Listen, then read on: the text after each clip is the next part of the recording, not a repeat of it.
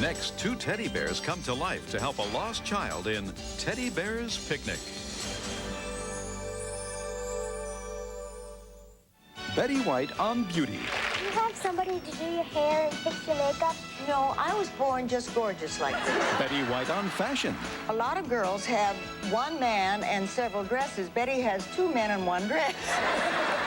Betty White on occupational hazards. How many times have people tried to strangle you? Oh, quite a few. Have you noticed that, too? I'm gonna kill you! It's TV's Golden Girls, Sunday at 9 p.m. Eastern and Pacific. It's a conversation with Betty White on the Sunday Night Showcase. Business is booming in Avonlea. My card? When Felix incorporates. I'm gonna start a delivery service with Blackie. But it's more than he can handle. We'll show them all. Now, how about if I take half the load and you take the other half, and we'll see who gets to Markdale first. Proving himself may risk Blackie's life on Avonlea.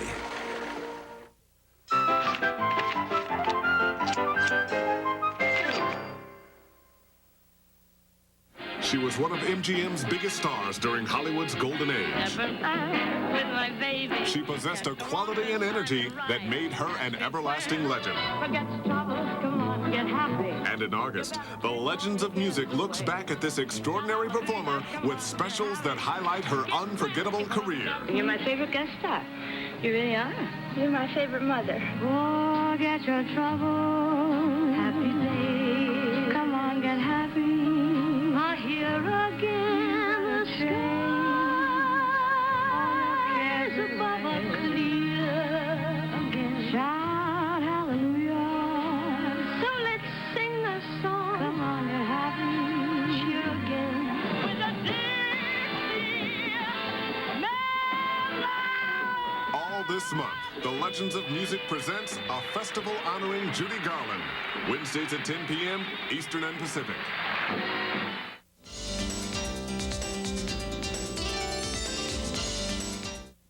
The following presentation has been closed captioned for the hearing impaired.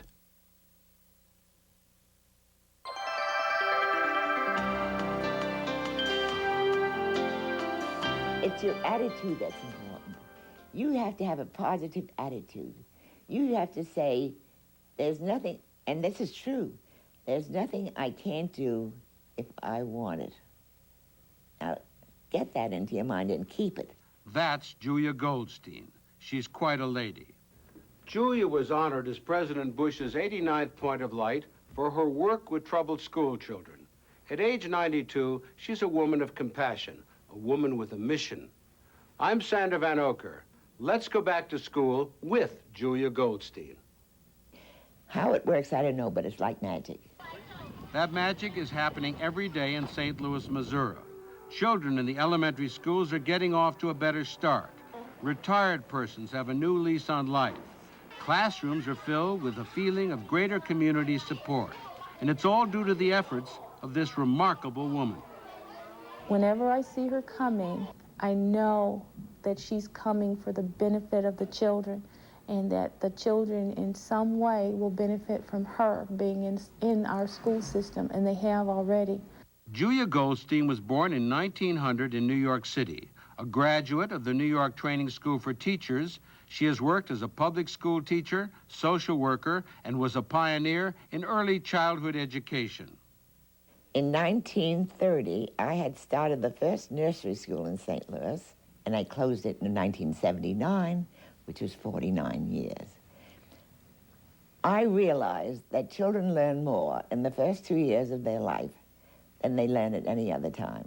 By the mid-70s, preschools flourished in St. Louis. So, at age 79, Julia moved from early childhood education to adult probation and parole.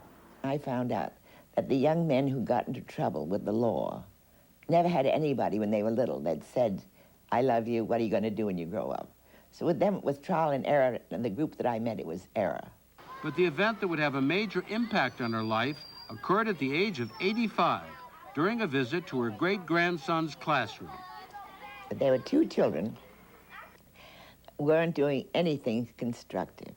One was a little boy who was making paper airplanes and shooting them into the air to entertain himself.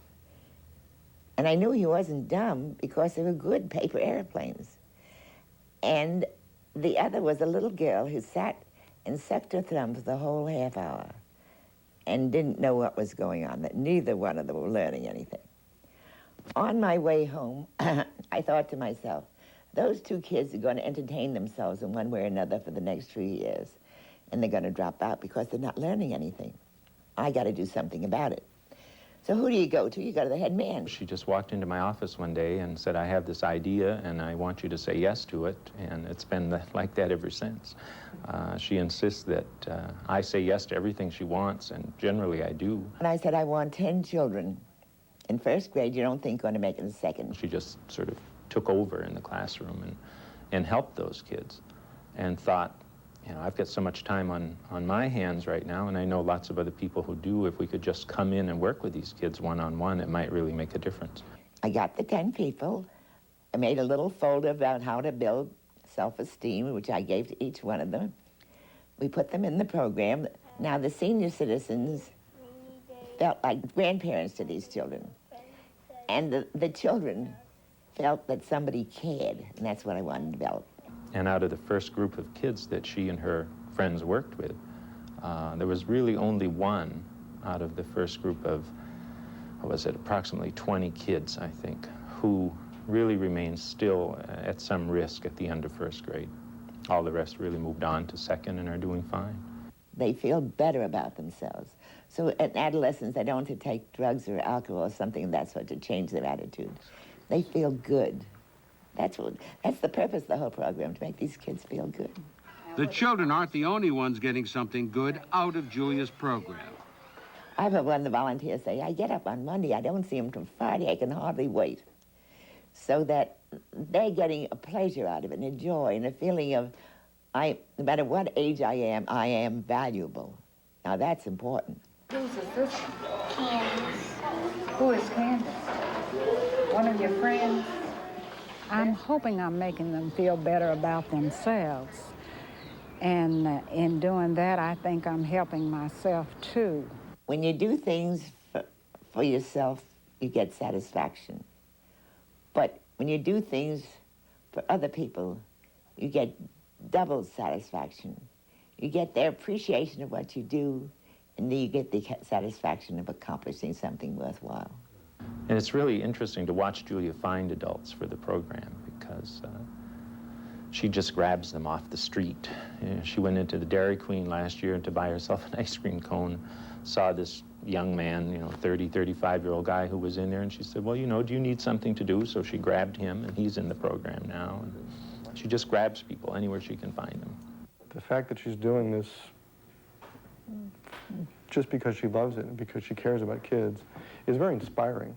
She's always positive about it. She's always optimistic. She always is encouraging to us. It's been such a joy for me to have had this year, and I highly recommend it for people. Well, the older person needs to have something to get up for in the morning. It needs to have an interest. Tell me all about it. What did you do there? I played. What did you play? I played in the balls. I would like to see this program, and maybe it's an impossible dream, functioning in every first grade in Missouri, so all the kids who have need for this kind of help can get some help. It's an impossible dream. I'm working on it.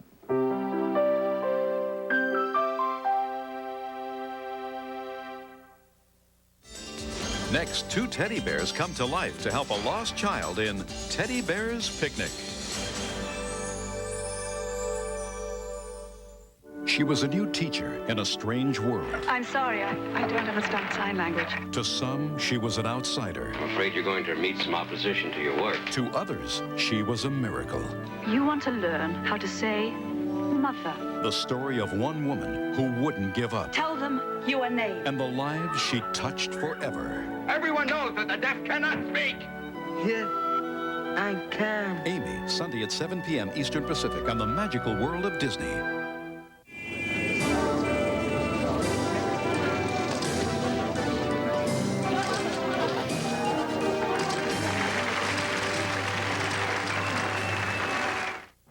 The Best of Hollywood presents The Test of Hollywood Trivia. Next month, our Love and War Festival continues with Casablanca. He's looking at you, kid. Humphrey Bogart and Ingrid Bergman star in one of the greatest screen romances of all time. Until their love must take a back seat to war. With the whole world crumbling, we picked this time to fall in love. Yeah, it's pretty bad timing. The question is, when the Germans marched into Paris, what color dress was Ingrid's character wearing? The answer in a moment, but first, here's what's on the Best of Hollywood Monday. The Best of Hollywood's Cary Grant Festival continues. Give me the desk. Give me that phone. What a break. The biggest story in years. And he's the newspaper editor who'll do anything to get it. Get back in there, you mock turtle. While she's the reporter who'll do anything to get out. That's why I'm quitting. I want to go someplace where I can be a woman. But he's not about to let her go. This is war. You can't desert me now. In a story about love and news. No kidding. Cary Grant stars. I'm better than I ever was. With Rosalind Russell in His Girl Friday, Monday at 9 p.m. Eastern and Pacific.